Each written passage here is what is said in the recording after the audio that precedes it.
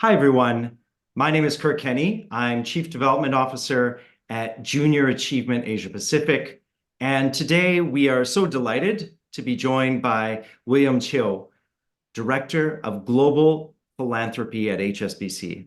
So, Will, welcome and thank you for joining us as part of a series of discussions that we're having with partners and thought leaders such as yourself as we head into Global Money Week. Thank you, Kirk. I'm very happy to be here. Fantastic.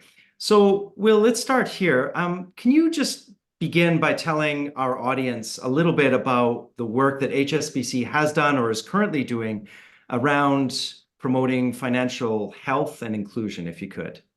Building inclusion and resilience is one of the areas that we like to focus where we operate. So we like to have to have a working relationship with our partners, organizations like Junior Achievement, in order to implement a strategy that would have an impact to the wider community. Inclusion is really important because it connects us to a world of opportunities. And for financial services, for example, if we're able to be seen as accessible and fair, chances are we're helping to create an environment that would reduce inequalities and make more people grasp opportunities that are available in the future. So there are many examples. It's not limited to my role. I think my organization, HSBC itself, has been trying to achieve just that. So on the commercial side, we are hoping to reduce barrier, introduce barrier-free facilities and services for everybody, including people and people with disabilities. We are creating bank accounts for people with special needs, such as those with dementia or limited mental capacity. And then we try to be making our services and financial information available to people who don't use our usual language. In Hong Kong, we like our services available to people who don't speak Chinese or English, for instance. So we take care of people who don't speak our day-to-day language. So as much as possible, I believe all of us would work together to make our services and products available to a wide spectrum of people.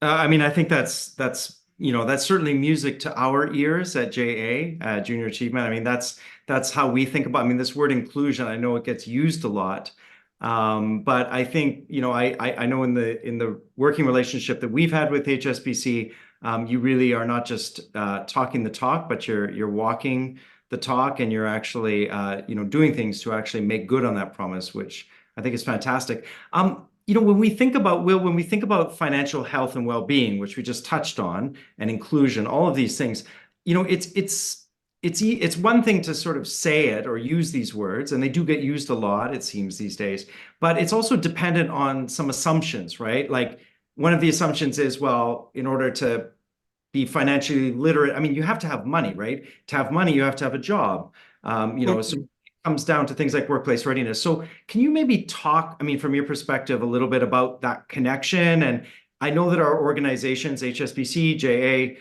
we're working in Hong Kong and a few other markets. Can you just sort of speak to that connection between financial health and well-being, and then also being prepared to enter the workforce and all of that? Yeah, I guess that the key is really to build skills and capacities so we can all be planning our future. So at HSBC, we have had a strategy which we call future skills. And with this strategy, we try to help communities, especially people in marginalized communities, as well as young people, in thinking about what skills they would need in order to connect with opportunities, as well as to prepare for future uncertainties, as well as opportunities that might come in their way wherever they are. So through that strategy, we work with organizations like Junior Achievement in building financial capabilities, which is really important, which are very important future skills. Through financial capabilities, we are able to plan our future. We look at the budget. We learn to be financially responsible. We build healthy habits, and so forth. So these are very important aspects of future skills. And with these in mind, I think in the long run, we all build our employability. So through proper planning of our career, through an awareness that we are now in better control of our future, we are more able to develop and connect to opportunities. So that in general will help our employability, which in turn would help generate income if things go well, and also help connect us to learning opportunities and encourage us to look at our future more positively in general. So all these are connected concepts. So it is important for all of us to work together. So we all have a good ideas of what kind of future that we have in mind, and how we get prepared. So for instance, we can all talk about how technology is really changing our lives in exciting but unexpected ways. So we like to think about, for instance, the transition to net zero, like how our communities are now starting to face the reality that our future is increasingly affected by climate change. So that which would present opportunities and risks. So with all these things in mind, I think it's all the more important that we start now. We get all the help we need, and we pay attention to people around us who might not have these opportunities, and really think about how we as a community will walk together. We're not leaving anybody behind, and then we help each other out, and then together as a whole, as a community, we will all get better. So these big concepts, big ideas, and it relies on partners like the Junior Achievement to really help us implement programs on the ground that will connect to these people in need. So in Hong Kong, I'd like to give you some examples. In Hong Kong, one of our very important projects is with the Junior Achievement. That is the company program. So through the company program, we are aiming to introduce newer ideas, concepts like sustainability and AI and cloud computing, etc. So young people would catch up with these essential ideas, not just to build their employability, but also their competitiveness, right? How we're able to compete with a globalized workplace. Another good example is in Indonesia. So in Indonesia, we are collaborating on a financial literacy program to help students to learn more about the banking systems. So these are very exciting projects that we're working together in Asia. And I'd like to thank everybody in the JA organization for working with HSBC. Well, no, I mean, thank you. I mean, all those points you made are just fantastic, and I think spot on. And it's really the case, isn't it? That I mean, I think probably you're probably a bit younger than me, but it wasn't that long ago that I think for people, considering their futures and their careers, we didn't say careers, right? People thought of one job that would last a lifetime, or certainly a career. And when we talk about preparing young people, not only in terms of financial health, but also thinking about the future of work, it's a much more complex and complicated landscape than it used to be. And I think you touched on a few things, and it's so great to hear, that obviously HSBC is supporting skilling programs around AI, sustainability, net zero, all these things. Also, I think very much go hand in hand with financial education. So maybe the next question then, I mean, I'll go back to this financial education, although I take your point that all of these things are connected. I mean, and maybe I should have started with this, Will, but why, just from your perspective, again, working at HSBC, why do we need financial education in general, do you think, and in particular in Asia, in our region? So, well, both of us are in Asia, and I think we're really in one of the most exciting and dynamic regions in the world, and some of the most interesting and promising career opportunities can be found in our region. So I think it's really important that we build the capabilities in order for all of us, both including you and me, not just the younger people, but you and me, like how we are able to connect with those opportunities. And I like to see the financial capabilities and would enable us to do so. And in general, financial well-being would be the foundation that enables all of us to confidently be empowered to plan our future, to think positively about our changing environment, that whatever it would evolve around us, and we need to have all these awareness of the skills required and our future challenges in order to really grasp these opportunities that are available to us in Asia. So, long story short, I think